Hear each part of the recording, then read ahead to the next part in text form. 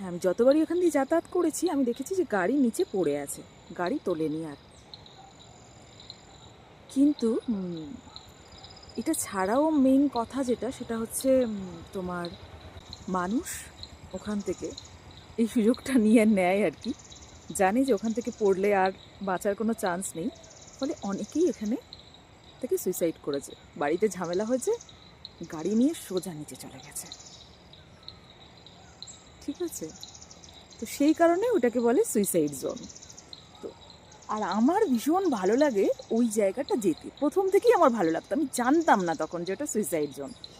এবার আমি এই রাস্তাটা ঘুরে যদি তুমি ওইখান পর্যন্ত যাও, মানে আমার বাড়ি থেকে জাস্ট জাস্ট এই নদীটা পেরিয়ে ওপারে তো সামনে দেখাচ্ছে তো, কিন্তু আমি এইভাবে যেতে পারবো না, নিচ দিয়ে এরকম করে ওপরে ওঠা যাবে না, সেটা সম্ভব নয়। আমাকে যেতে গেলে পুরো ঘুরে যেতে হবে। সেই ঘুরে যেতে গেলে আমার বাড়ি থেকে ওই জায়গাটা তোমার 5-7 কিলোমিটার হবে। তো 7 দুগুণে 14 কিলোমিটার, মানে আমি 7 কিলোমিটার যাবো, 7 কিলোমিটার আসবো, 14 কিলোমিটার হাঁটবো, মানে আমি অনেকটা হাঁটা হয়ে গেল। সেই হিসাবে আমার মানে ভালো লাগতো। আর ওই জায়গাটা এত সুন্দর, এত নিস্তব্ধ, আমার খুব ভালো লাগতো যেতে, মানে ওখানে বসে থাকতে ভালো লাগে। পরে আমাকে সবাই বলেছে যে তুমি ওখানে গিয়ে কেন বসে থাকো, ওটা সুইসাইড জোন, উধার মাত যাইয়ে।